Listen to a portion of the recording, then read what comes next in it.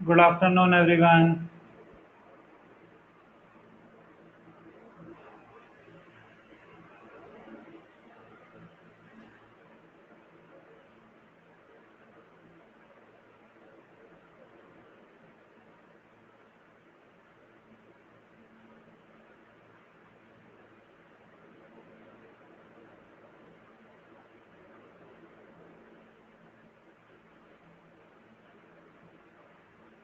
हाँ, आज से 11 चालू होगी ऋषिकेश। आज से हम 11 चालू करेंगे प्रॉपर, बिल्कुल।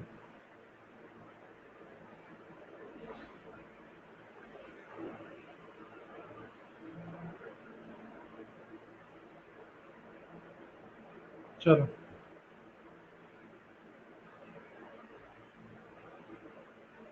Good afternoon.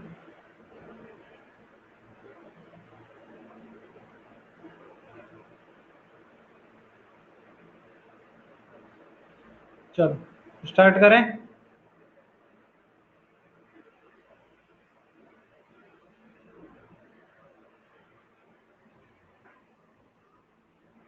चलिए 11 का शुरुआत करते हैं।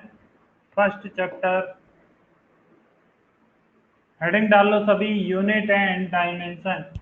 आवाज आ रही है सभी को क्लियर? चलो हेडिंग डालो सभी, यूनिट एंड। हाँ, दोनों की अलग अलग बनानी है।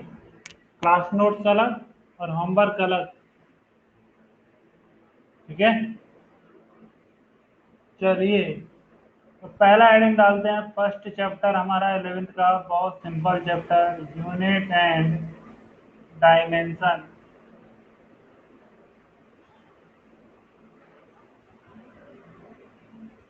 पहला चैप्टर कौन सा? Unit and dimension.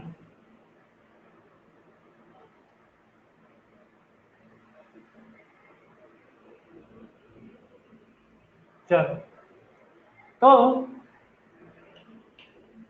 हम लोगों ने, मैं थोड़ा सा प्रीवियस के साथ भी डिस्कशन करूंगा। हम लोगों ने अभी जो डिस्कस किया था पिछले वीक, हमने उसमें बहुत सारी क्वांटिटी के बारे में डिस्कशन किया था। हमने उसमें बहुत सारी क्वांटिटी, सपोज कर लो फोर्स के बारे में, एक्सेलरेशन के बारे में, लेंथ के बारे में। अब एक बात बताओ, हर क्वांटिटी को लिखने के लिए क्या मैंने एक अलग यूनिट डिफाइन की थी? बोलो। हर फिजिकल क्वांटिटी को रिप्रेजेंट करने के लिए हम लोगों ने एक डिफरेंट क्या बनाई थी? यूनिट। जैसे फोर्स की यूनिट होती है न्यूटन, एक्सेलरेशन की यूनिट होती है मीटर पर सेकंड स्क्वायर, लेंथ की होती है मीटर, एनर्जी की होती है जूल। क्लियर है?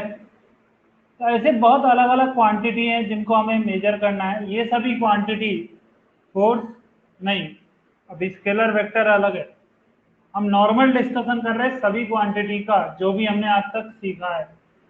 मैं अभी स्केलर वेक्टर नहीं बता रहा हूँ, नॉर्मल डिस्कशन। जितनी भी सारी क्वांटिटी के बारे में हम जानते हैं उन सभी के बारे में। ठीक है, क्लियर? चलो अब हम बात करते हैं कि जितनी भी क्वांटिटी हम लोगों ने आज तक सीखी हैं उन सभी को एक नाम दिया जाता है, क्या? Physical quantity. उन सभी को क्या नाम दिया जाता है? Physical quantity. जैसे फोर्स एक फिजिकल क्वांटिटी है, एक्सेलरेशन फिजिकल क्वांटिटी है, लेंथ फिजिकल क्वांटिटी है, और एनर्जी भी क्या है? Physical quantity. तो सबसे पहले डेफिनेशन आता है फिजिकल क्वांटिटी क्या होता है। सबसे पहले क्या डेफिनेशन आता है? फिजिकल क्वांटिटी क्या होता है? बोलो, clear?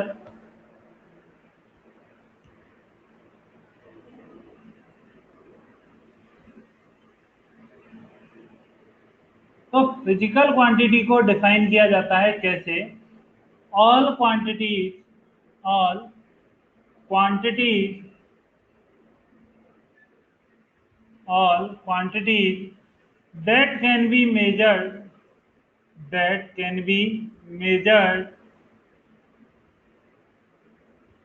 directly or indirectly,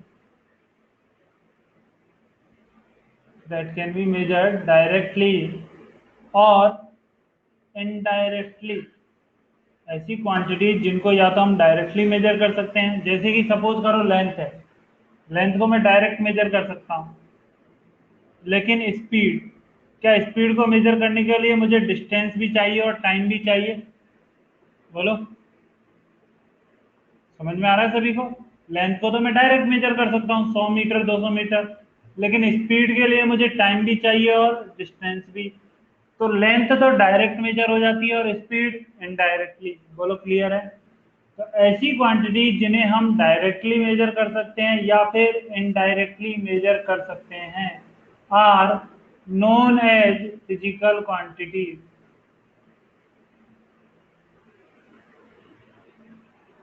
are known as physical quantity.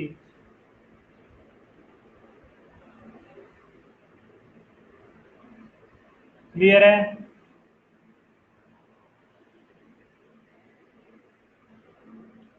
अब इसके एग्जाम्पल क्या क्या होते हैं?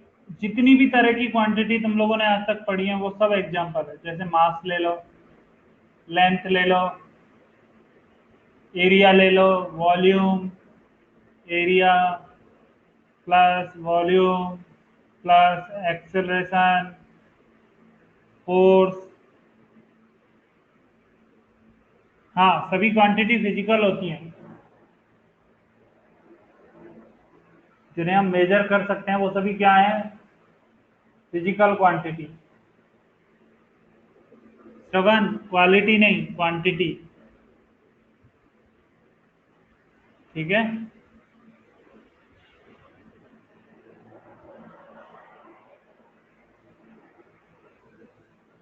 बोलो क्लियर है सभी को?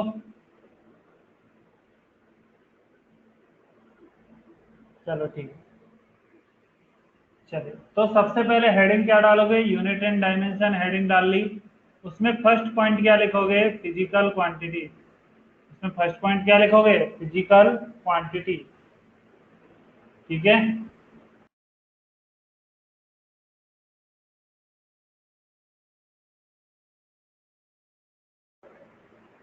चलो, अब फिजिकल क्वांटिटी को जिस भी मेथड के थ्रू हम मेजर करते हैं, फिजिकल क्वांटिटी को जिन भी मेथड के थ्रू हम मेजर करते हैं, क्या वो सभी चीजें हमारी मेजरमेंट के काम आती हैं? बोलो। तो मेजरमेंट क्या रियल में प्रोसेस हो गया? मेजरमेंट क्या हो गया रियल में? प्रोसेस, जिसके थ्रू हम फिजिकल क्वांटिटी को क्या कर रहे हैं? फाइंड आउट कर रहे हैं। बोलो। जैसे कि सपोज करो, मैं मेजरमेंट कैसे करता हूँ? मुझे मिल्क का बात करना है कि सपोज करो मिल्क, क्या मिल्क हमेशा हम ऐसे बोलते हैं 5 लीटर, 4 लीटर, 3 लीटर?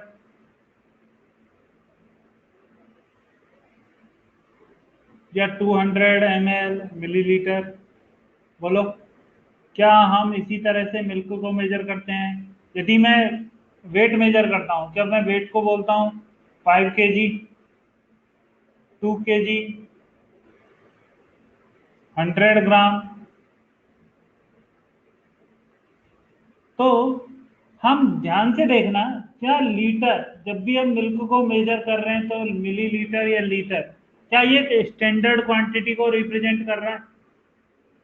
1 लीटर क्या हमने एक स्टैंडर्ड क्वांटिटी बना दी?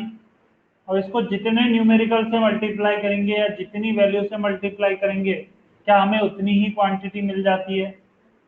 बोलो।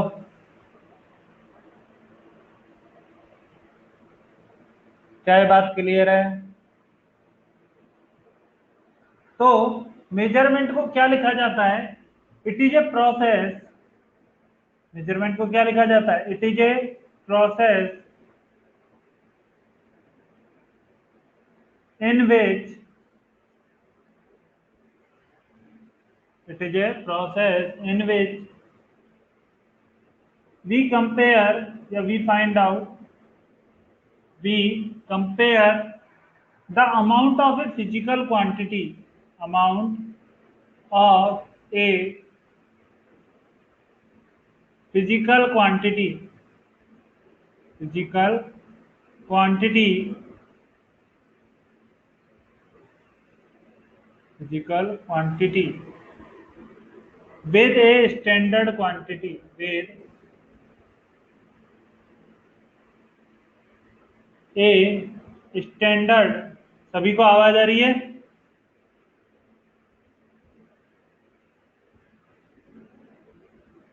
ओम, सभी को आवाज आ रही है?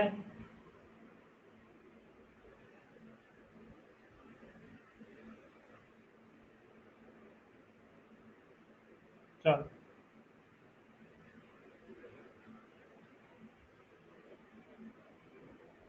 बोलो क्लियर है सभी को? तो नोट करो मेजरमेंट को।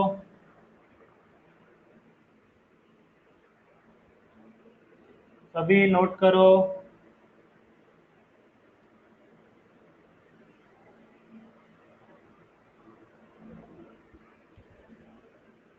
सभी नोट करो।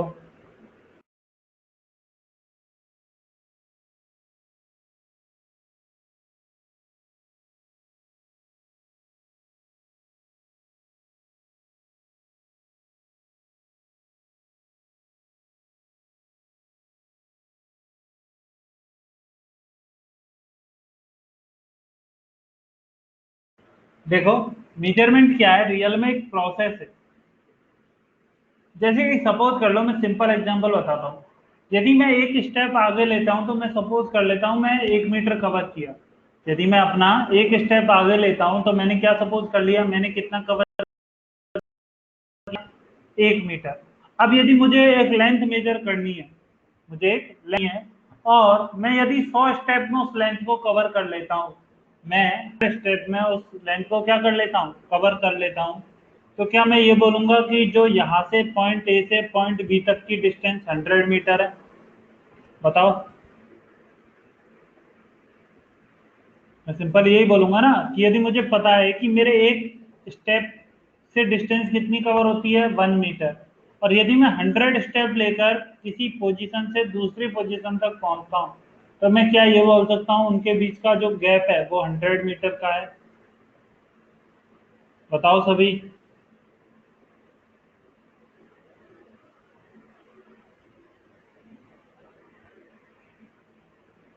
मेरी आवाज बीच बीच में अटक रही है? नहीं, सही आनी चाहिए।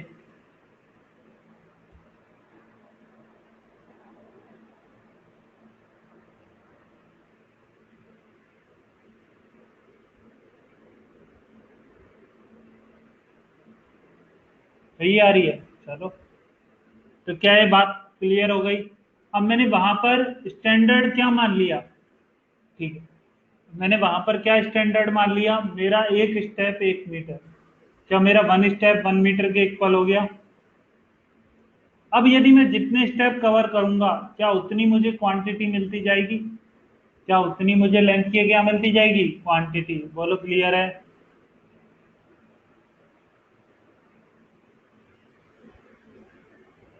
यही तो मैंने लिखा है। समझ में आ गया?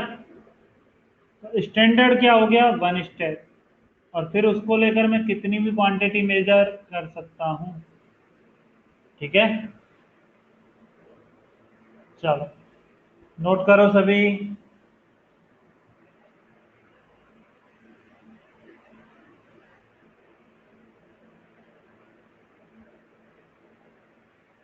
हो गया सभी का? अब नेक्स्ट पॉइंट लिखना सभी। A physical quantity, quantity a physical quantity, physical quantity is represented as represented. किसी भी क्वांटिटी को हम कैसे रिप्रेजेंट करते हैं? Is represented as Q is equal to n u. Q is equal to n u. यहाँ पर Q क्या होता है? क्वांटिटी। पर Q क्या है? Physical quantity. कोई भी क्वांटिटी हो सकती है, हो सकता है एक्सेलरेशन, हो सकता है टाइम, हो सकता है डिस्टेंस, हो सकता है तो किसी भी तरह की फिजिकल क्वांटिटी हो सकती है। एन क्या होता है? Numerical value. एन क्या रहता है? Numerical value. जैसे कि सपोज कर लो फोर्स है 5 न्यूटन, तो 5 क्या हो गया? Numerical value. और यू क्या होता है उसका? यूनिट। यू क्या होता है उसका? यूनिट। बोलो क्लियर। एग्जाम्पल देखो कैसे। F is equal to 10 newton. F is equal to 10 newton. तो 10 एफ तो क्या हो गया? क्वांटिटी। एफ तो क्या हो गया? क्वांटिटी। 10 क्या हो गया? Numerical value. Numerical value. और कैपिटल एन क्या हो गया? क्या यूनिट?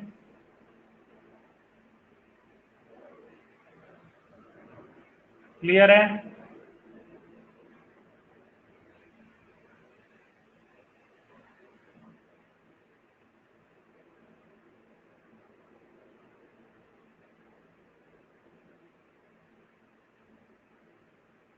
चलो नोट कर लो।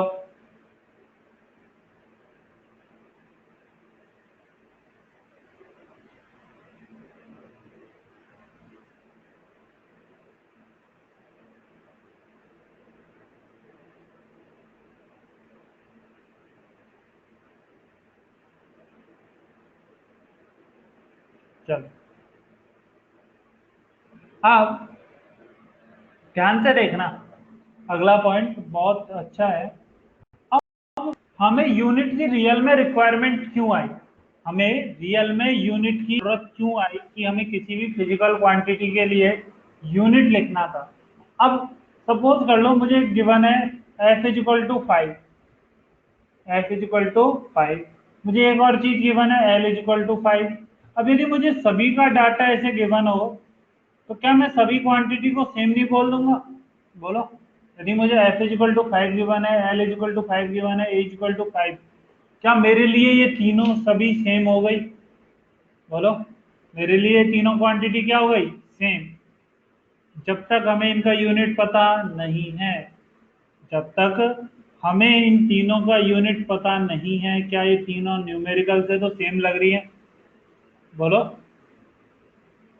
न्यूमेरिकल वैल्यू देखकर क्या बोलोगे? तीनों कैसी हैं?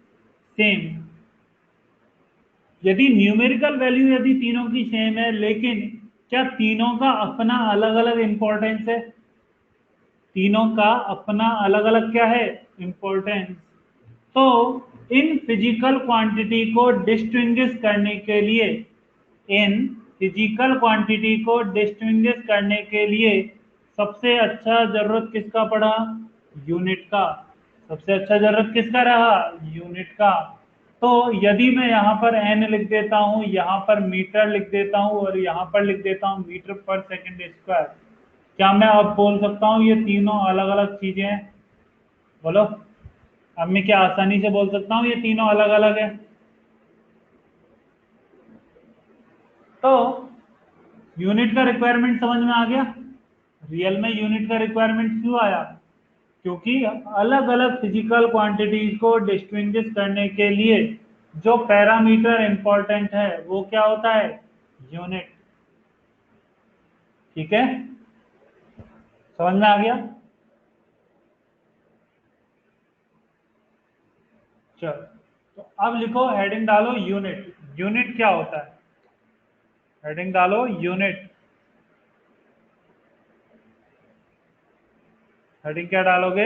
Unit.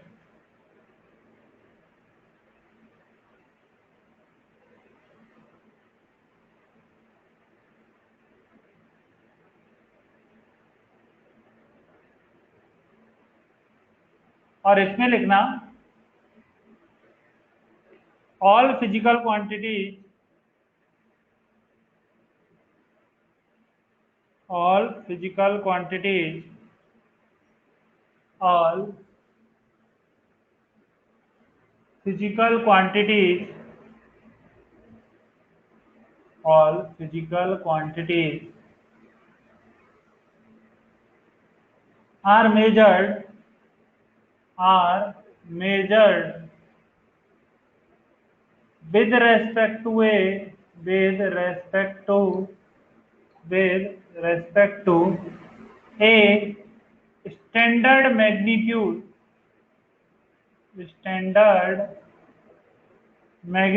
of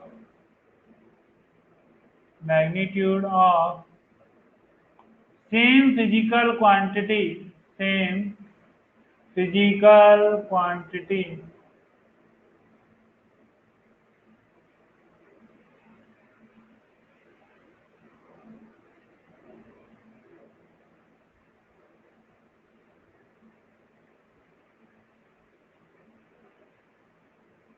these are called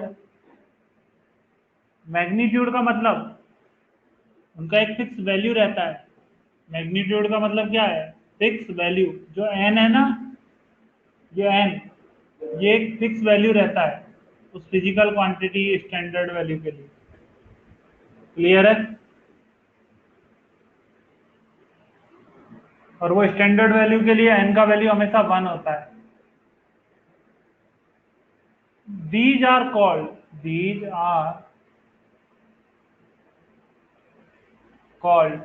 are called unit. उन्हीं को हम क्या बोलते हैं? यूनिट बोलते हैं। जैसे एग्जांपल फॉर सेकंड, टाइम को मेजरमेंट करने का यूनिट क्या है? सेकंड। लेंथ को मेजरमेंट करने का यूनिट क्या है? मीटर। और मास को मेजर करने का यूनिट क्या है? किलोग्राम। तो स्टैंडर्ड वैल्यू है जनरली जिनके रेस्पेक्ट में हम मेजर करते हैं। बोलो क्लियर है?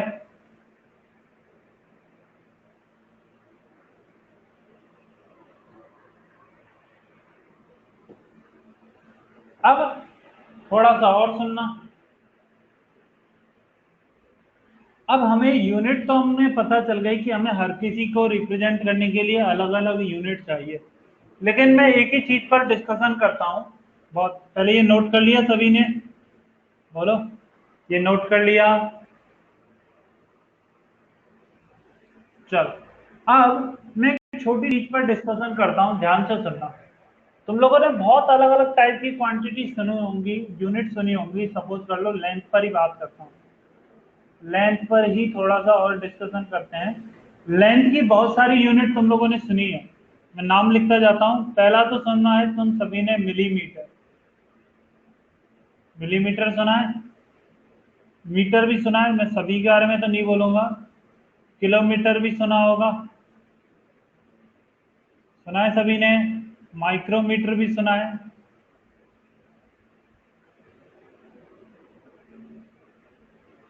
बोलो। और भी बहुत सारी डिस्टेंस की यूनिट है, जैसे कि सपोज कर लो नैनोमीटर। एक यूनिट कौन सी है? नैनोमीटर। ये मैं लिखाऊंगा अभी थोड़ी देर बाद। एक होती है एंगस्ट्रॉम, जिसे हम 8 पर डॉट से ऐसे रिप्रेजेंट करते हैं। ये सब मैं लिखाऊंगा तुम्हें। और होती है, एक होती है माइक्रोमीटर। अब रियल में क्या, हम जब भी हम बात करते हैं स्टैंडर्ड के बारे में, जब भी हम बात किसके बारे में करते हैं? स्टैंडर्ड के बारे में। एक बात सपोज करना, मैं स्टैंडर्ड पर एक छोटा सा कहानी सुना देता हूं तुम्हें। कि सपोज कर लो ऐसे अलग अलग तरह की क्वांटिटी है, या फिर तुम अब क्लास का ही डिस्कशन करते हैं नॉर्मल, जो तुम्हारे साथ पहले हुआ है। अब क्लास में बहुत अलग अलग तरह के स्टूडेंट है, कम से कम तुम्हारी क्लास में मान लो सपोज कर लो 40 स्टूडेंट है।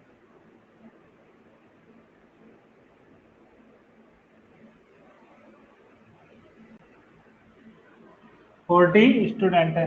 अब 40 स्टूडेंट के तुम्हारे पास, तुम्हारी 10th क्लास में थे 4 बैच, ABCD।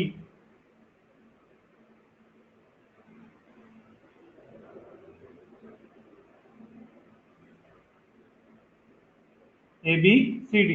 अब मैंने क्या किया, इन चारों बैचों को अलग अलग कैटेगरी में डिवाइड कर रखा है।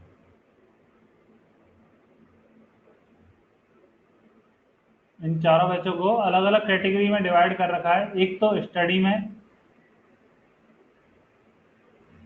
एक स्पोर्ट में, और एक कल्चरल पर भी थोड़ा सा डिवाइड कर देता हूँ। ठीक है, चारों बैच को डिवाइड कर रखा है मैंने।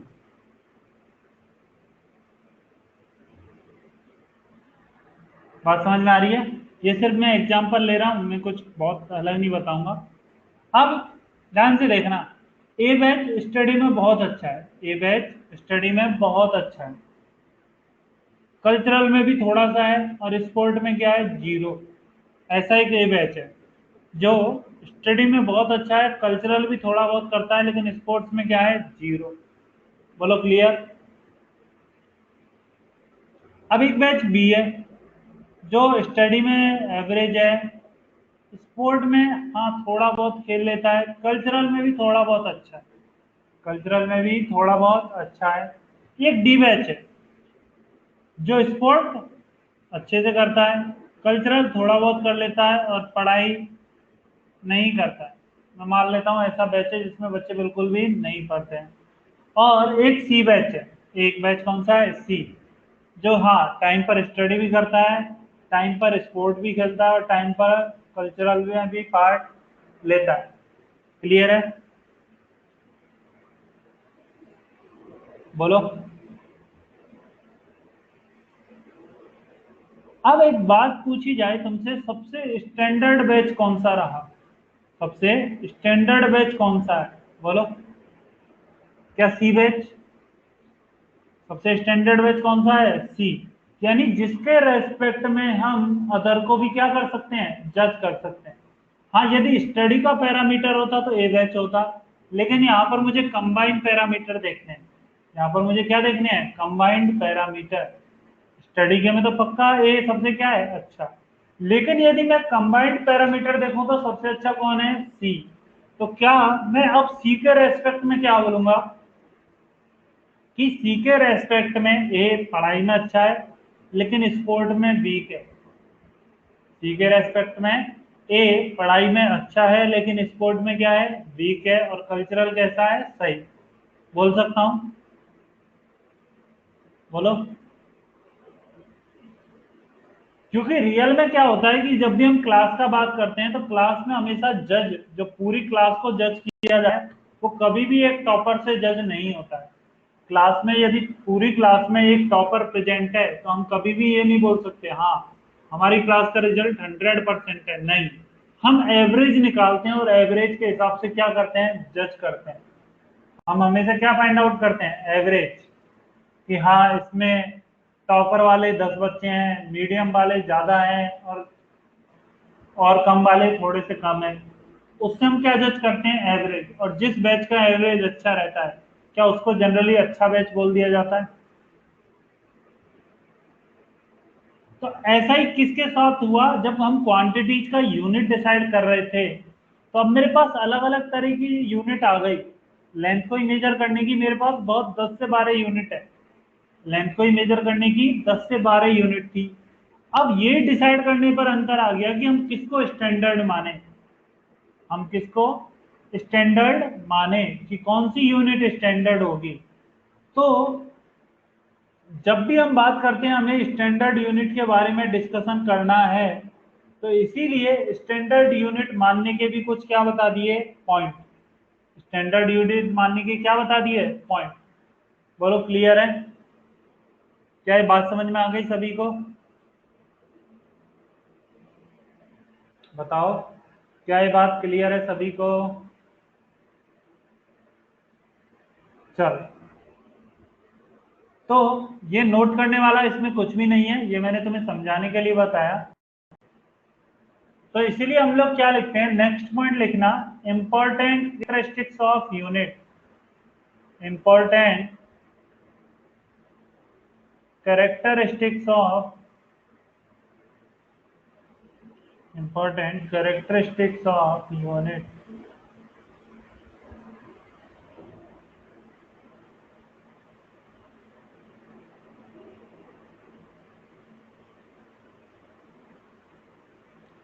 अब क्या क्या थे, पहला पॉइंट था, it should be well defined, it should be well defined. मतलब जब भी हम इसका डेफिनेशन देते हैं किसी भी यूनिट का, तो वो यूनिट बहुत अच्छे से क्या होनी चाहिए, डिफाइन होनी चाहिए। It should be well defined. बोलो क्लियर है? कि हमने जहां से ये यूनिट फाइंड आउट की है, बोलो क्लियर। जब भी हमसे पूछा जाए define right the definition of unit of length, तो क्या हमें उसका डेफिनेशन देना आना चाहिए। वो डेफिनेशन में लिखा दूंगा, वो डेफिनेशन में लिखा दूंगा, लेकिन अभी इंपॉर्टेंस पर बात करते हैं। तो पहला इंपॉर्टेंस क्या हुआ, it should be well defined. It should be well defined, आसानी से क्या होनी चाहिए, डिफाइन होनी चाहिए और सभी को पता होना चाहिए उसके बारे में। ठीक है। सेकंड, सेकंड पॉइंट होता है the size of the unit. The size of the unit is not too large और टू स्मॉल, टू लार्ज और टू स्मॉल, और टू स्मॉल। जैसे कि सपोज कर लो, मैंने तुम्हें अभी बताया, मैं लेंथ को मान लेता हूं माइक्रोमीटर में। मैं लेंथ को किस में मान लेता हूं, माइक्रोमीटर में। पार्थ किसका एग्जांपल बताना है, बोलो। पार्थ किसका एग्जांपल बताऊं, वेल डिफाइंड का बताना है ना, पहले वाले का। तो यूनिट ऑफ लेंथ जो आती है वो बहुत अच्छे से डिफाइन कैसे होती है, the distance travelled by the light, the distance travelled by the light in 1 upon 2.99 into 10 raised to power 8 second, the distance traveled by the light।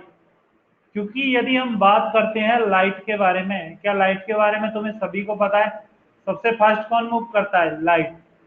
तो यदि हमने लाइट से डिस्टेंस को डिफाइन कर दिया, तो क्या उसके अलावा और कोई चीज का हमें रिक्वायरमेंट नहीं रहा। बोलो क्लियर है, समझ में आ गया। वो मैं लिखाऊंगा अभी, ठीक है। वो मैं सभी का डेफिनेशन लिखाऊंगा क्या होता है, कुछ कुछ standard. The distance, Rishikesh note मत करो, सिर्फ सुनो, ठीक है। लिखा दूंगा मैं, कोई भी चीज जो बोल रहा हूं ऐसा नहीं होगा जो रह जाएगी तुम्हें लिखने से। कैसे वेल डिफाइंड कैसे होना चाहिए, कि जैसे हमसे पूछा गया डिफाइन लेंथ, लेंथ को कैसे डिफाइन करोगे, तो लेंथ के लिए डेफिनेशन ऐसे दी गई, the distance covered by the light in 1 upon 2.99 into 10 raised to power 8 second, the distance covered by the light in 1 upon 2.99 into 10 raised to power 8 second is called 1 meter, is called 1 meter। समझ में आ गया, बोलो। तो कुछ कुछ चीजें थी जहां हमने बिल्कुल स्टैंडर्ड लिया, कि जितने हमने आज तक एक्सपेरिमेंट किए हैं उनमें सबसे अच्छा एक्सपेरिमेंट ये इस यूनिट को सिग्निफाई करता है, तो वहां से उसे डेफिनेशन को दिया गया। वहां से क्या की गई, डेफिनेशन दी गई। बोलो क्लियर, आ गया समझ में। अब दूसरा, size of the unit is not too large और टू स्मॉल। जब भी हम किसी भी यूनिट को स्टैंडर्ड बनाते हैं, कि यूनिट को हम स्टैंडर्ड रख रहे हैं, तो इस तरह से रखते हैं कि उसकी वैल्यू ना तो बहुत ज़्यादा क्या हो, बड़ी हो, ना ही बहुत ज़्यादा क्या हो, छोटी हो। उसकी एवरेज या मिड में वैल्यू होनी चाहिए, ताकि हम इजीली उनको क्या कर सकें, कन्वर्ट। बोलो क्लियर है।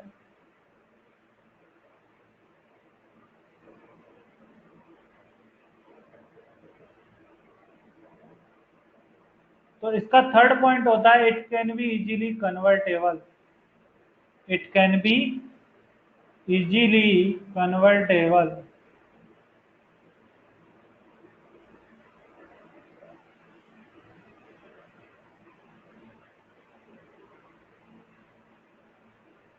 कन्वर्टेबल, बोलो क्लियर। जो आसानी से क्या हो जाए, अपने एक फॉर्म से दूसरे फॉर्म में कन्वर्ट हो जाए, ठीक है।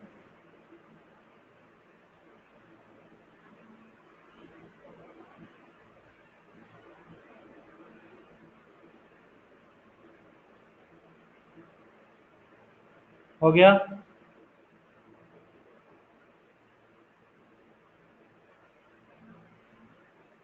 और देखो सबसे सिंपल एग्जांपल बताता हूँ, मैं मीटर को किलोमीटर में भी कन्वर्ट कर सकता हूँ, सेंटीमीटर में भी कन्वर्ट कर सकता हूँ, मैं मिलीमीटर में भी कन्वर्ट कर सकता हूँ, मैं डेसीमीटर में भी कन्वर्ट कर सकता हूँ, मैं माइक्रोमीटर में भी कन्वर्ट कर सकता हूँ।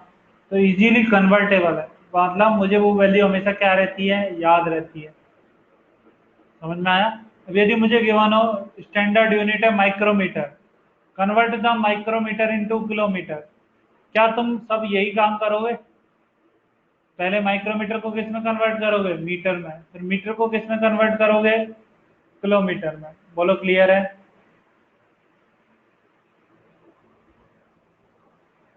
समझ में आ गया? तो कुछ कुछ पॉइंट है जिन्हें हम बिल्कुल क्या मान लेते हैं, स्टैंडर्ड मान लेते हैं, और it can be easily convertible. और fourth point, it does not change, it does not change with,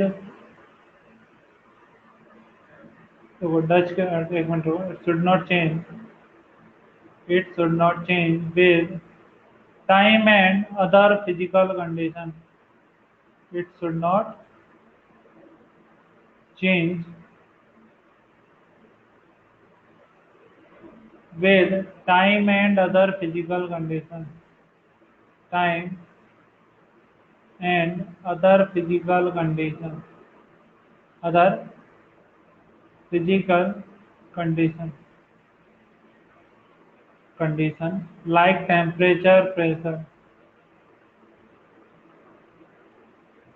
like temperature, pressure।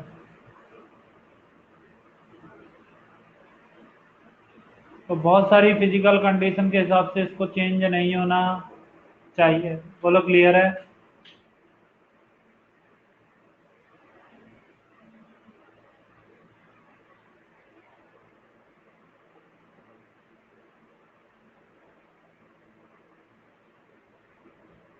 Note करो सभी,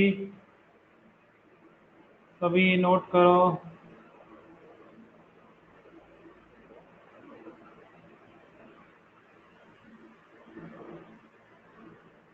हो गया? चलो अब हम आगे बढ़ते हैं और नेक्स्ट हेडिंग डालो सभी, टाइप्स ऑफ फिजिकल क्वांटिटी।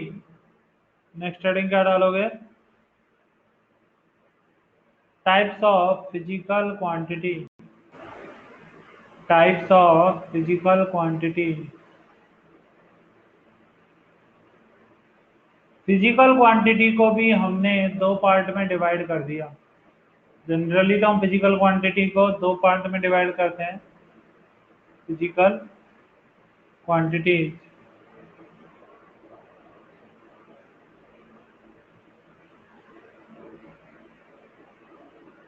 तो अब इसमें लिखना all physical quantities, all physical quantities are,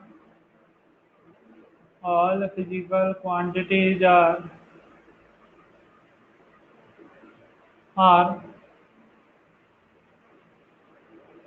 divided, all physical quantities are divided in two parts or two categories, in two parts। ठीक है? कौन कौन से पार्ट होते हैं? पहला होता है फंडामेंटल क्वांटिटीज।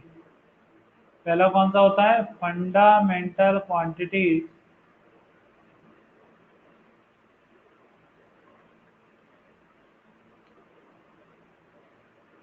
और दूसरा होता है डेराइव्ड क्वांटिटी। सेकंड कौन सा होता है? Derived quantity.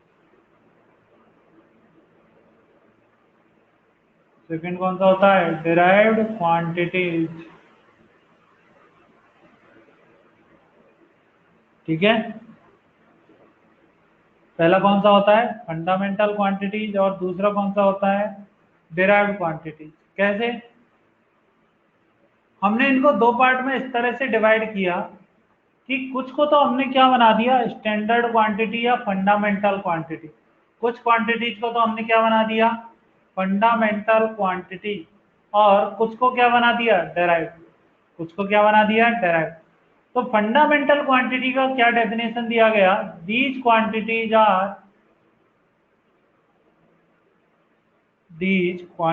are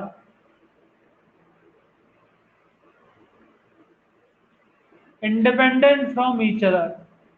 ये ऐसी क्वांटिटी हम लोगों ने ली जो एक दूसरे पर बिल्कुल भी डिपेंड नहीं करती, independent on each other, and and other and other fundamental quantities and other fundamental quantities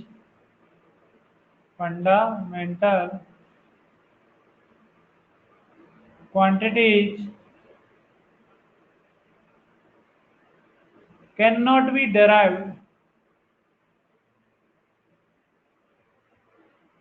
can't be derived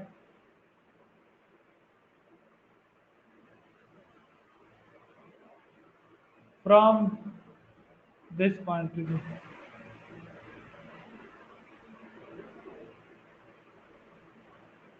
quantity। ये इसका डेफिनेशन होता है।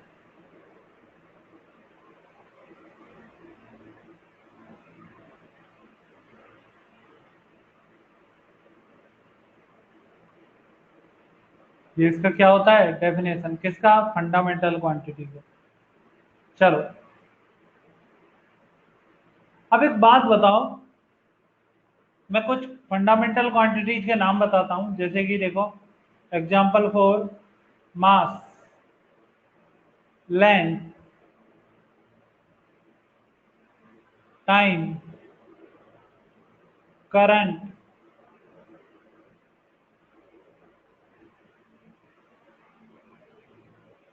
और टेम्परेचर,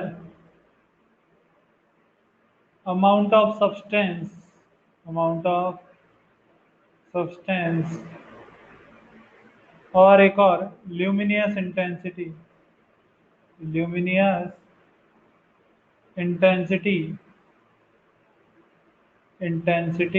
ये इसके 7 ऐसे पार्ट हैं जो फंडामेंटल क्वांटिटी में आते हैं। ये 7 क्वांटिटी किसके अंदर काउंट होती है, फंडामेंटल क्वांटिटी में। कौन कौन सी, mass, length, time, current, temperature, amount of substance and luminous intensity. बोलो क्लियर है, बताओ क्लियर है ये बात। कौन कौन सी फंडामेंटल क्वांटिटी है, सभी रिवाइज कर लो, याद होनी चाहिए सभी को। फर्स्ट कौन सा है, मास, दूसरा कौन सा, लेंथ, थर्ड कौन सा, टाइम, फोर्थ कौन सा, करंट, 5 कौन सा, टेम्परेचर, 6 कौन सा, अमाउंट ऑफ सब्सटेंस, और 7 कौन सा, ल्यूमिनियस इंटेंसिटी। याद हो गई सभी को, बोलो। सभी अपने दिमाग में एक बार रिवाइज करके देख लो, सभी अपने दिमाग में रिवाइज करके देखो।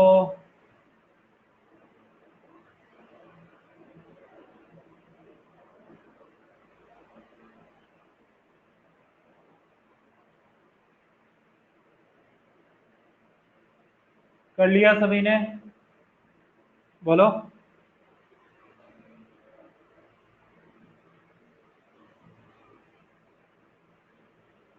नोट कर लिया फंडामेंटल क्वांटिटी, बताओ क्या फंडामेंटल क्वांटिटी सभी ने नोट कर लिया। चलो अब जो दूसरी क्वांटिटी रहती है वो कौन सी है, डेराइव्ड क्वांटिटी। नाम से ही समझ में आ रहा है, बोलो क्या नाम से ही समझ में आ रहा है डेराइव्ड क्वांटिटी का मीनिंग क्या होगा, क्या ये एक दूसरे से डेराइव होंगी। तो इसका डेफिनेशन कैसे दिया जाता है, these quantities are derived these quantities are derived from the fundamental quantities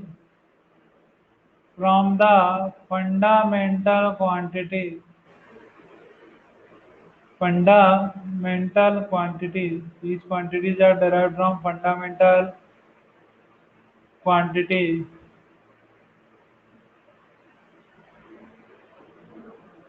Amount of substance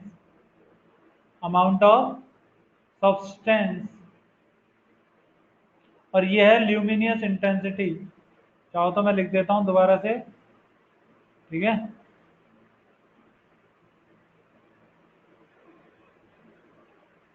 amount of substance, इसको मैं लिख देता हूं अच्छे से, सब्सटेंस। और नेक्स्ट होता है luminous intensity, LUMINIOUS, luminous intensity, ठीक है। चलो कर लिया। These quantities are derived from the fundamental quantities and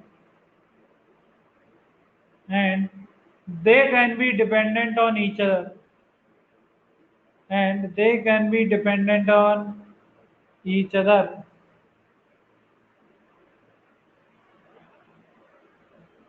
And they can be dependent on each other. And they can be dependent on each other.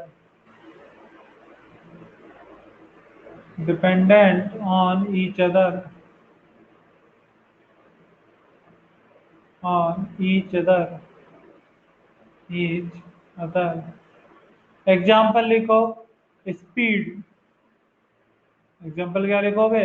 Speed. Speed क्या distance upon time रहती है? बोलो, speed क्या रहता है? Distance upon time. क्या distance basically length को major करता है? बताना सभी। बताता हूं, एक बात बताओ, पहले इस पर डिस्कस कर लेते हैं ऋषिकेश, उसके बाद मैं तुम्हारे पॉइंट पर आता हूं। स्पीड इज इक्वल टू क्या रहता है? Distance upon time. Speed is equal to क्या रहता है? Distance upon time. तो डिस्टेंस क्या हमेशा लेंथ की यूनिट है? डिस्टेंस किसकी यूनिट है? डिस्टेंस की यूनिट क्या है? लेंथ। और टाइम की यूनिट क्या है? सेकंड। बोलो क्लियर है? तो क्या स्पीड हमेशा फंडामेंटल क्वांटिटी से आई है? एक तो कौन? लेंथ, और दूसरा कौन सा? टाइम। क्या स्पीड डेराइव्ड क्वांटिटी हो गई? यदि स्पीड हो गया तो क्या एक्सेलरेशन भी? बोलो, एक्सेलरेशन है तो क्या फोर्स भी? बोलो क्लियर है? बताओ सभी, क्या ये क्लियर है सभी को? समझ में आ गया?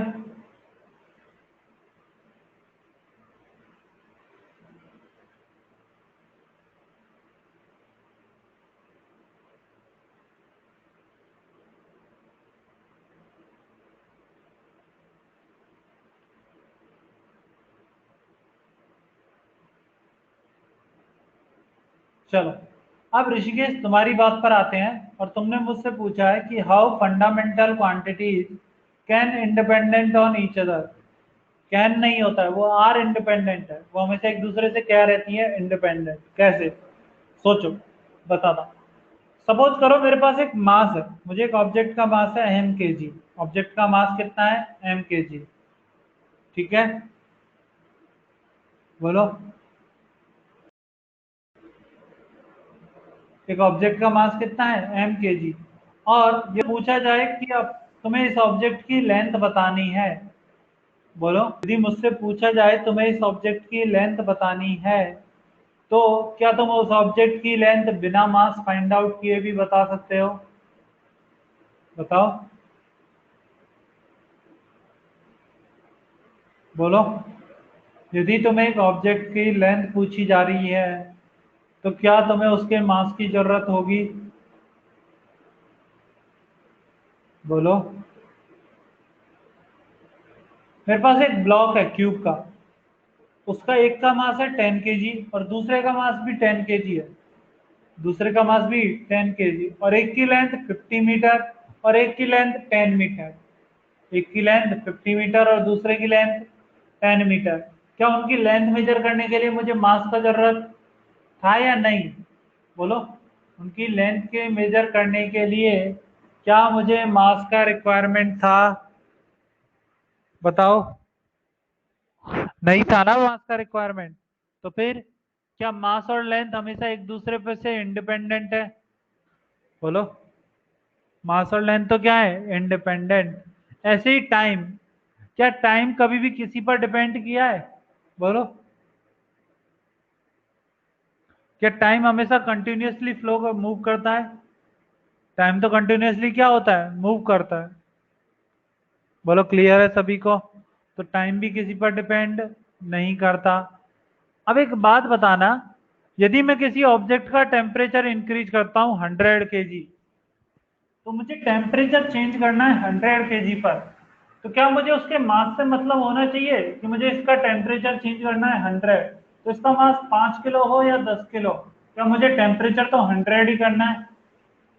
बोलो, मुझे टेम्परेचर तो कितना करना है? 100, तो क्या मुझे मास से कोई मतलब नहीं है? हाँ, उसे दी जाने वाली हीट, उस ऑब्जेक्ट को कितनी हीट दी जाएगी, ये उसके मास पर डिपेंड कर सकता है। उस ऑब्जेक्ट को कितनी हीट दी जाएगी, ये किस पर डिपेंड कर सकता है? उसके मास पर। लेकिन टेम्परेचर तो मास पर डिपेंड नहीं कर रहा। क्या ये बात क्लियर हो गई? But sir, time is equal to distance upon speed. Time is equal to distance upon speed. गलत है। टाइम कभी भी ऐसे नहीं आता है। हम न्यूमेरिकल में करते हैं, हाँ, ये बात सही है, लेकिन हम पहले क्या मेजर करते हैं? डिस्टेंस। जब भी हमने कुछ भी चीज फाइंड आउट किया है, मैं किसी भी ऑब्जेक्ट की जब स्पीड निकालता हूँ ना, तो स्पीड मुझे डिस्टेंस और टाइम से आती है। स्पीड मुझे किससे आती है? डिस्टेंस और टाइम से। क्या ये बात क्लियर है? तो बोलो, बात क्लियर है? स्पीड हमेशा किससे आती है? डिस्टेंस और टाइम से। उल्टा कभी नहीं होता है। न्यूमेरिकल में हम कर लेते हैं क्योंकि जहां पर हमें चीजें क्लियर हो जाती हैं, इसीलिए तो ये चीज पढ़ाई जाती है कि हमें ये चीजें क्लियर होने लगे। तो पहले हम इस डिस्टेंस फाइंड आउट करते हैं, फिर टाइम निकालते हैं कि यहाँ से यहाँ तक जाने में इतना टाइम लगा। तो हाँ, हम एवरेज स्पीड बता देते हैं। तब हम क्या बता देते हैं? Average speed. क्लियर है? बोलो।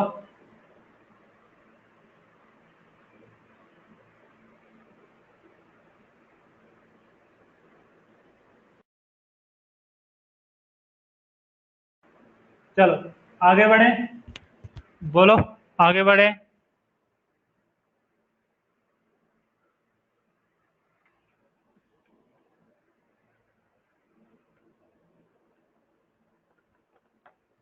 ठीक है, चलो आगे बढ़ते हैं और आगे डिस्कस करते हैं।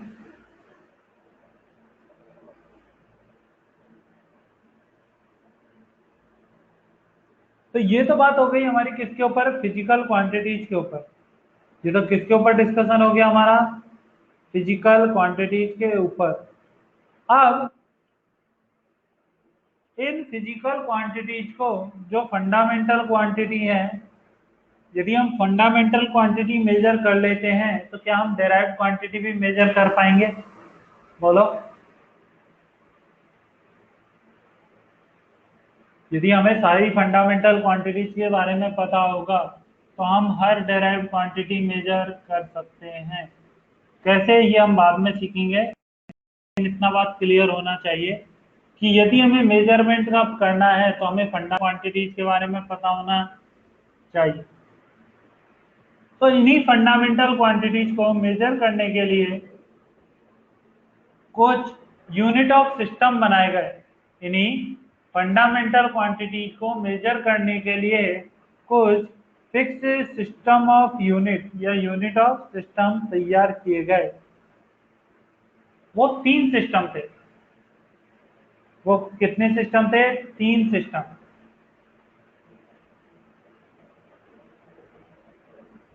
तो लिखो, हेडिंग डालो सभी। सिस्टम ऑफ यूनिट, हेडिंग डालो सभी। System of unit,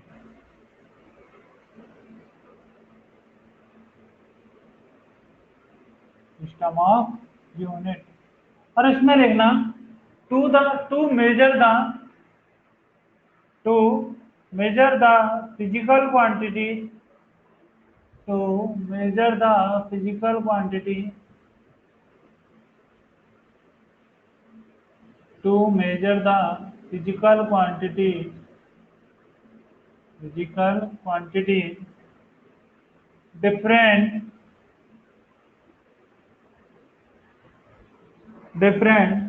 system of unit, different system of unit are used, different system of unit are used,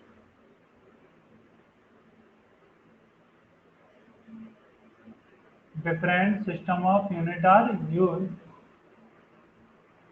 अब कौन कौन से होते हैं तो ध्यान से सुनना। तीन सिस्टम यदि हम जनरली बात करते हैं तो हमने कितने सिस्टम बनाए? तीन। कौन कौन से? पहला था एमकेएस सिस्टम, पहले कौन सा था? MKS system. नाम ध्यान रखना,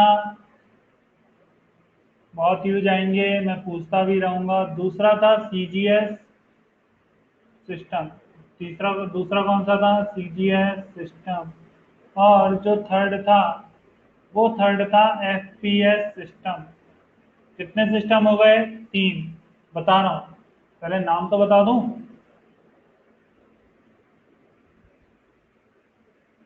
ठीक है, तो तीन सिस्टम बताए गए, कौन कौन से? एमकेएस सिस्टम, हाँ वही समझा रहा हूं। दूसरा सीजीएस सिस्टम और तीसरा एफपीएस सिस्टम। एमकेएस सिस्टम मतलब क्या है?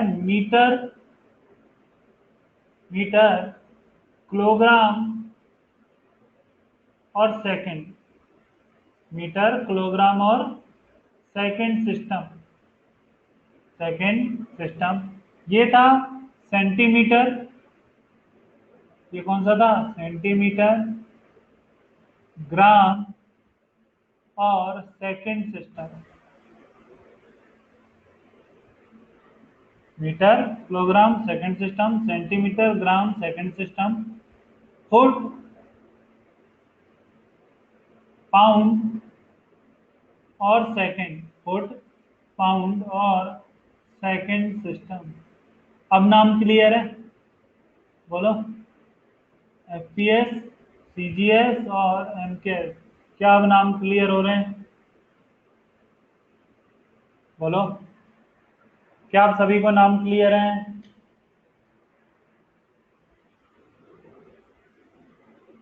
कौन कौन सा? एमकेएस सिस्टम, एमकेएस सिस्टम का फुल नेम क्या है? Metre kilogram second system. दूसरा कौन सा? सीजीएस सिस्टम, क्या नाम है?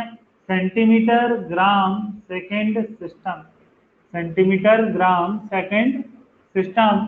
और थर्ड कौन सा? FPS system, foot pound second system. बोलो क्लियर? ठीक है, किसी को कोई डाउट है यहाँ तक? सभी बताओ, किसी को कोई डाउट है अभी तक जितना पढ़ा है? किसी को भी कहीं भी कोई डाउट है अभी तक जितना पढ़ा है तो बता सकते हो।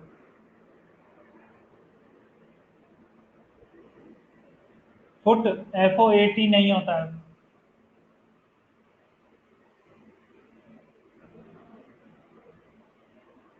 फीट सुना है? फीट, फीट और फुट। 2 फीट लंबाई, 3 फीट लंबाई, 4 फीट, 5 फीट लेंथ। पर्सन अपनी लेंथ मेजर करता है ना। तुम्हारी लंबाई कितनी है? 5 फुट, 5 फीट, 6 फीट। फिर उसको तुम सेंटीमीटर में भी कन्वर्ट करते हो। सर 160 सेंटीमीटर, 166 पढ़ा है ना सभी ने? नहीं, वो फुट था। चलो क्लियर है? अब ध्यान से सुनना, metre kilogram second. Metre kilogram मतलब ये एक ऐसा सिस्टम है, इट मेजर, ये जो मेजरमेंट करता है वो कैसे करता है, it measure length in metre. ये लेंथ को किस में मेजर करता है, मीटर में। बोलो क्लियर। ये सिस्टम लेंथ को किस में मेजर करता है, मीटर में। मास को किस में मेजर करता है, किलोग्राम में। मास को किस में मेजर करता है, किलोग्राम में। और टाइम को किस में मेजर करता है, सेकंड में। ऐसा सिस्टम हम लोगों ने तैयार किया जो मास को तो किस में मेजर करे, किलोग्राम में। लेंथ को किस में मेजर करे, मीटर में। और टाइम को किस में मेजर करे, सेकंड में। बोलो क्लियर है। क्या इंडिया में जनरली यही सिस्टम चलता है, इंडिया में जनरली यही सिस्टम चलता है कि हम हमेशा चीजों को ज्यादातर किलोग्राम में मेजर करते हैं, सिर्फ एक दो को पाउंड में करते हैं, सिर्फ कुछ कुछ को ही पाउंड में करते हैं। जैसे कि सपोज कर लो केक, क्या केक ज्यादातर या तो कभी केजी में आता है या फिर पाउंड में। केक, हाँ, एमकेएस सिस्टम को स्टैंडर्ड बोला जाता है। ठीक है, चलो। अब एमकेएस सिस्टम तो हो गया, अब आते हैं सीजीएस सिस्टम पर। तो सीजीएस सिस्टम क्या है, इट मेजर, ये क्या ऐसे मेजर करता है, ये मेजर करता है लेंथ इन सेंटीमीटर। लेंथ को किसमें, सेंटीमीटर में। Length in centimetre. मास इन ग्राम, मास को किसमें मेजर करेगा, ग्राम में। और टाइम को किसमें मेजर करेगा, सेकंड में। बोलो क्लियर है।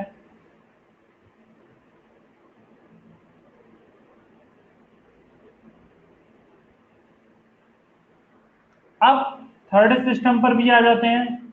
ये कौन सा सिस्टम है, it measure length in foot. Length in foot, जो पर्सन का लेंथ है वो हम जनरली किस में मेजर करते हैं, फुट में। तो length in foot. Mass in pound, mass किस में, पाउंड में। जैसे कि तुम लोगों ने सुना होगा 1 पाउंड के एक, 2 पाउंड के एक, सुना है सभी ने। बोलो, 1 पाउंड, 2 पाउंड, 3 पाउंड के, ऐसे ही होता है ना।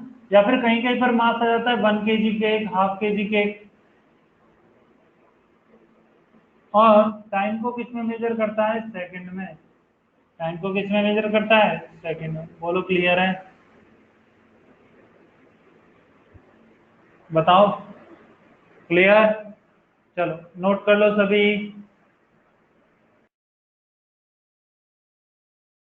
हाँ, टाइम की तीनों में सेम यूनिट है, क्योंकि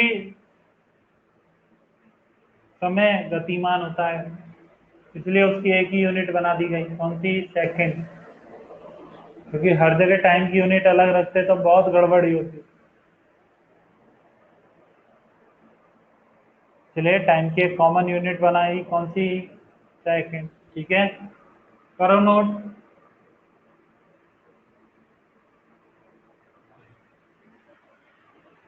नोट करो।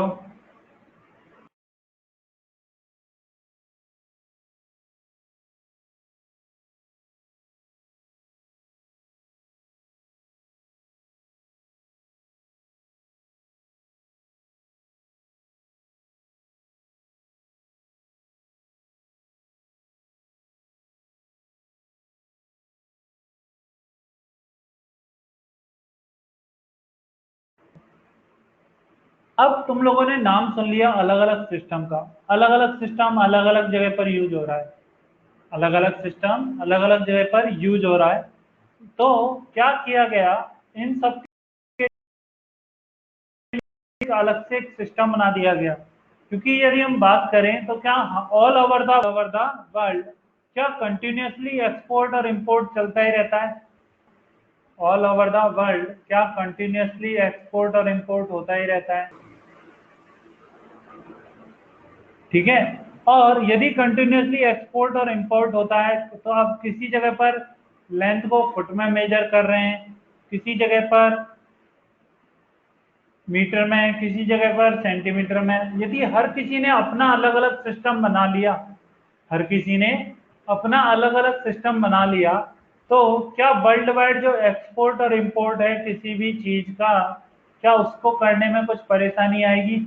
या जो भी हम रिसर्च कर रहे हैं, एक्सपेरिमेंट कर रहे हैं, उनमें जो भी हम अमाउंट या कोई भी लिक्विड जितना लेंगे, क्या हर बार उसके हमें एक्सपेरिमेंटल डाटा में चेंज करना पड़ेगा कि यहाँ के लिए तो ये यूनिट है, दूसरी जगह पर दूसरी यूनिट है? तो इन सब कॉन्फ्लिक्ट को दूर करने के लिए एक स्टैंडर्ड इन सब कॉन्फ्लिक्ट्स को दूर करने के लिए एक स्टैंडर्ड सिस्टम बना दिया गया यूनिट का। हाँ, इसीलिए इन सब कॉन्फ्लिक्ट को दूर करने के लिए एक स्टैंडर्ड सिस्टम बना दिया यूनिट का। वो सिस्टम कौन सा कहलाया? SI unit system. SI unit system.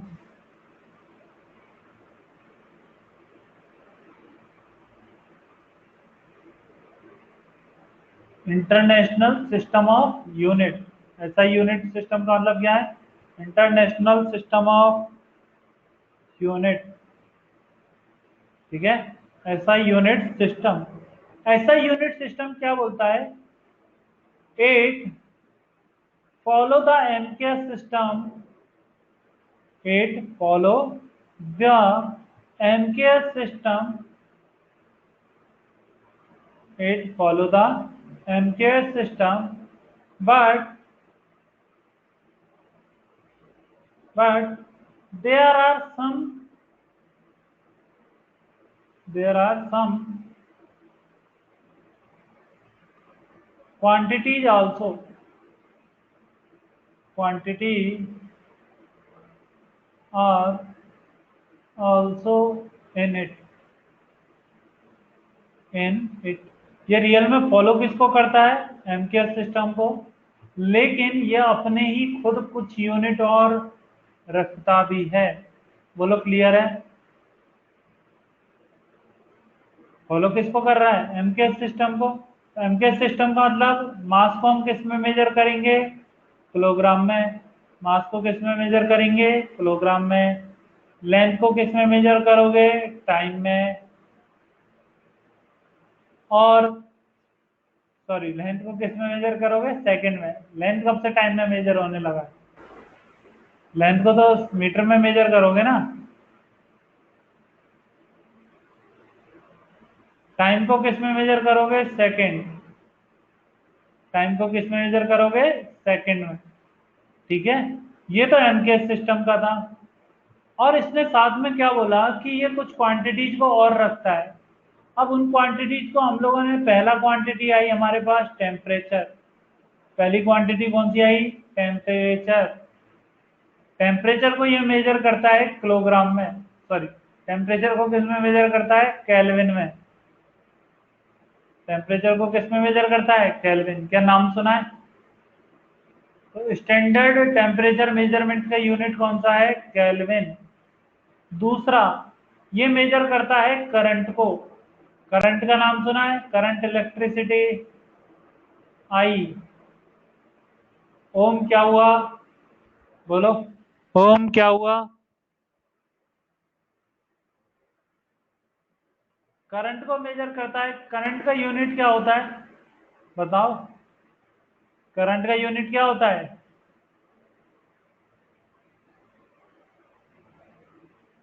Volt. Aditya, तो फिर पोटेंशियल का यूनिट क्या होता है? आदित्य, आदित्य, पोटेंशियल का यूनिट क्या होता है?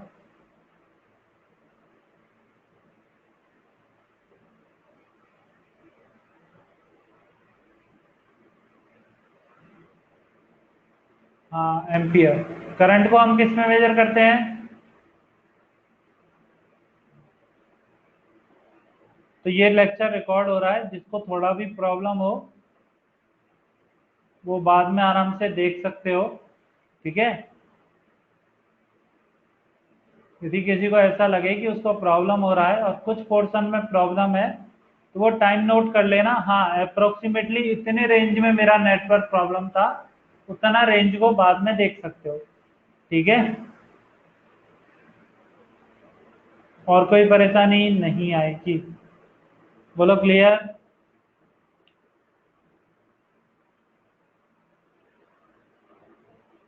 और फोर्थ कौन सा होता है? Luminous intensity.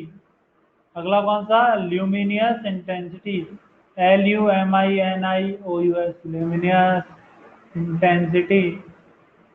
इंटेंसिटी जिसको हम किस में मेजर करते हैं? कैंडेला में। इसका शॉर्ट फॉर्म रहता है CD। मोल का शॉर्ट फॉर्म रहता है MOL। एम्पियर का शॉर्ट फॉर्म होता है AMP या A। केल्विन का शॉर्ट फॉर्म होता है K।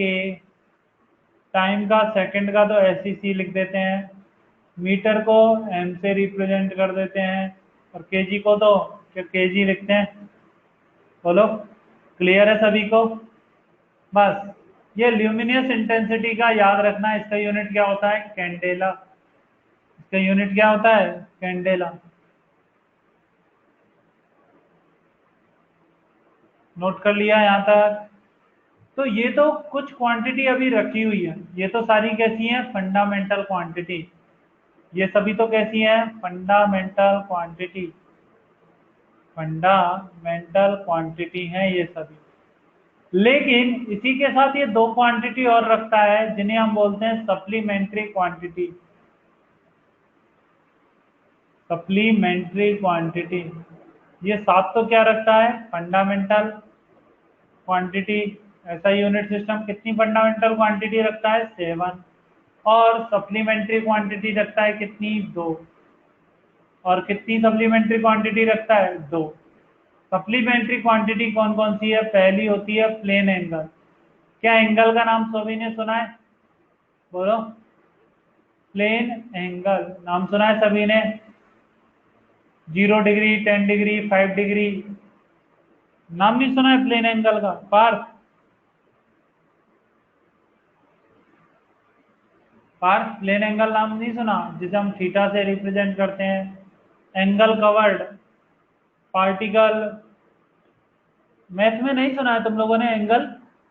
30 degree, 20 degree, 50 degree. एक सर्कल में कंप्लीट करने पर 360 डिग्री कंप्लीट होता है। एक सर्कल कंप्लीट करने पर।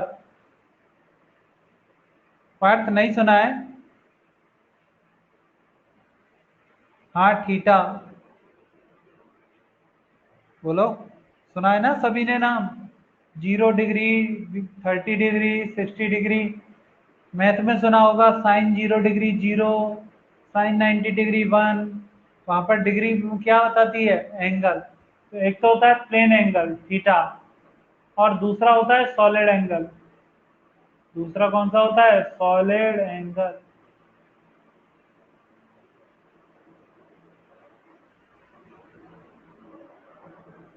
हाँ, तो वही पार्थ 0 डिग्री, 30 डिग्री, वो सब क्या होते हैं? प्लेन एंगल होते हैं, जो हम 2D में बनाते हैं। तो प्लेन एंगल किसके लिए डिफाइन होता है? 2 डायमेंशनल ऑब्जेक्ट के लिए। जैसे कि सपोज कर लो सर्कल में मूव कर रहे हैं, दो स्ट्रेट लाइन के बीच में कितना एंगल है? ये सब किसके में काम आता है? Plane angle. और एक और एंगल होता है जिसे हम बोलते हैं solid angle. Solid angle define होता है 3D ऑब्जेक्ट के लिए। सॉलिड एंगल किसके लिए डिफाइन होता है? 3D object. तो प्लेन एंगल का यूनिट होता है रेडियन। प्लेन एंगल का यूनिट क्या होता है? रेडियन। वो मैं कन्वर्ट करना बताऊंगा अभी। रेडियन को डिग्री में कैसे कन्वर्ट करते हैं, डिग्री को रेडियन में कैसे कन्वर्ट करते हैं। और इसका यूनिट होता है स्टेरेडियन। इसका यूनिट क्या होता है? स्टेरेडियन। बोलो, क्लियर?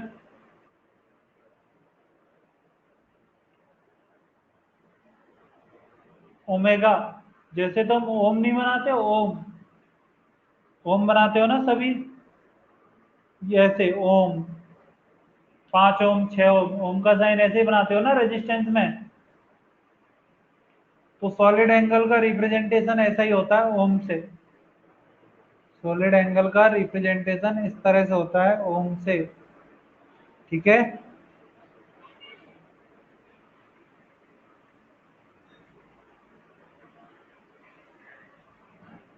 हो गया?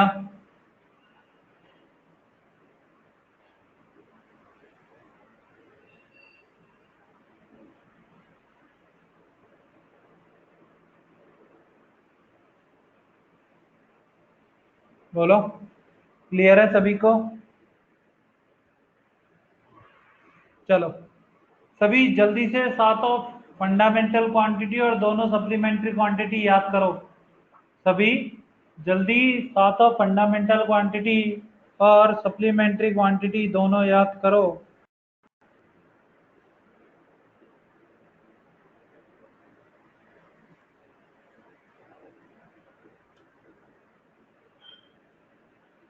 सॉलिड एंगल, प्लेन एंगल के नीचे लिखा हुआ है सॉलिड एंगल।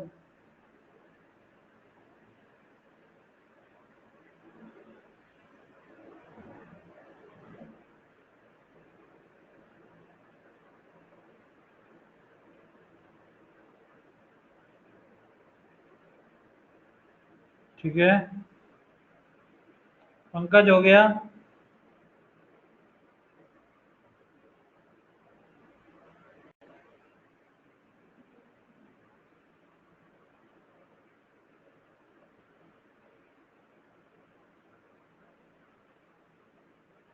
प्लेन एंगल का यूनिट रहता है रेडियन, RADI, STERADIOAN। रोडियन नहीं है, रेडियन है।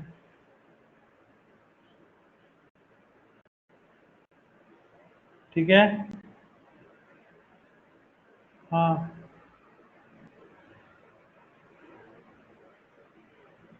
बोलो, क्लियर है सभी को?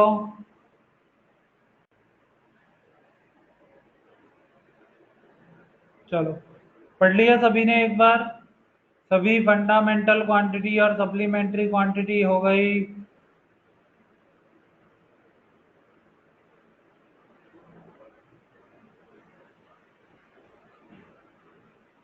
चलो कौन बताएगा? कौन कौन बता सकता है मुझे फंडामेंटल क्वांटिटीज के बारे में?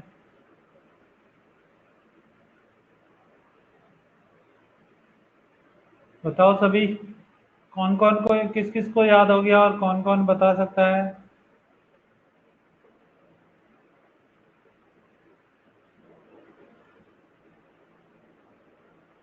सिर्फ एक पार्थ का आंसर आया है, और कोई नहीं बताएगा?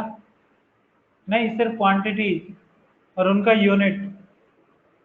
क्वांटिटीज और उनका यूनिट, जैसे लेंथ का यूनिट मीटर। अभी डेफिनेशन तो मैं कल लिखाऊंगा, तब हम डेफिनेशन भी बात करेंगे।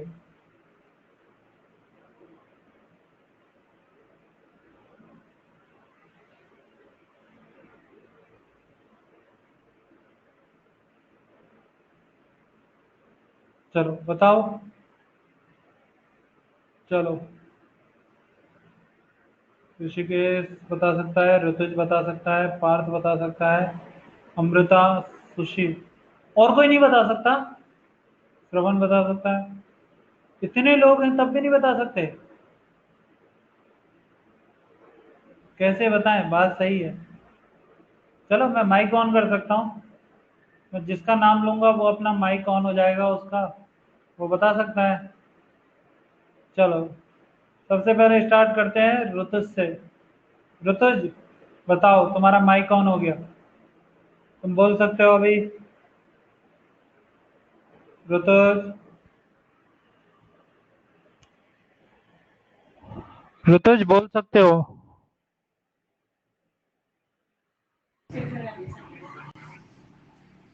हाँ ऋषिकेश, अभी मैंने तुम्हारा माइक ऑन नहीं किया है। ऋतुज बोलो। सर मास का केजी, लेंथ का मीटर। और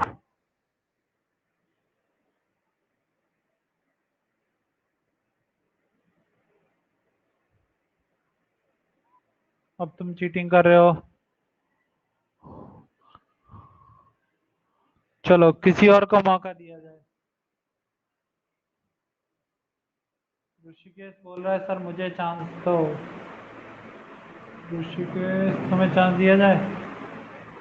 चलो एक मिनट, ऋषिकेश तुम्हें चांस दिया जाता है, बताओ। ऋषिकेश बताओ। मास का केजी, लेंथ का मीटर, टाइम का सेकेंड, टेम्परेचर का केल्विन, करंट का एम्पियर, हाँ, अमाउंट ऑफ सब्सटेंस का मोल। और इंटेंसिटी?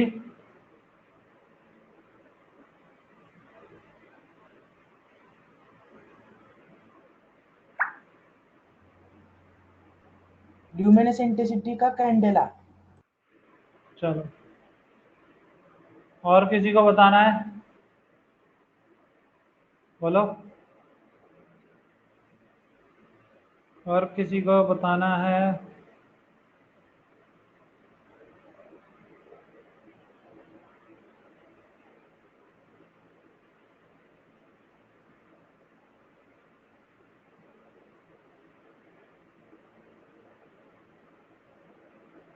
चलो, किसी और को मौका देते हैं। अमृता।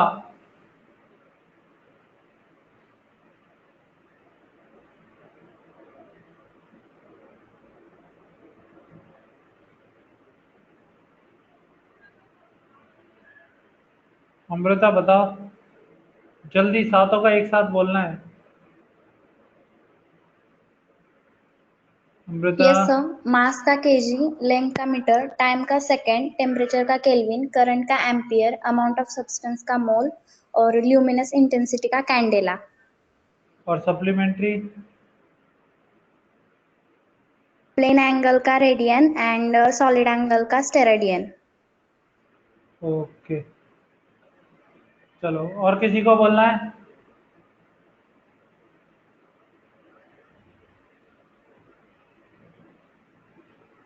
या फिर अपने में याद कर सकते हो तो करो, किसी को बोलना है तो बताओ।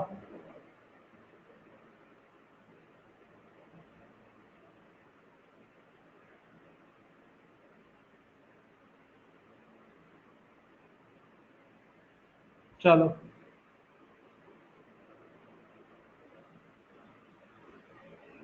यही तो है डिफरेंस। धीरे धीरे जब ऑफलाइन शुरू हो जाएगी ना, तब हम बात करेंगे इन सब पर, जो सबका नाम याद रहता है। ठीक है, चलो, तो आज का क्लास यहीं पर एंड करें।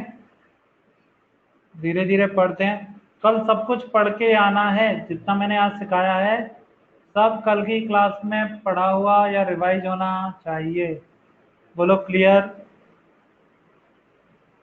हो जाएगा सभी से? चलो, ठीक है, तो कल की क्लास में मिलते हैं आगे।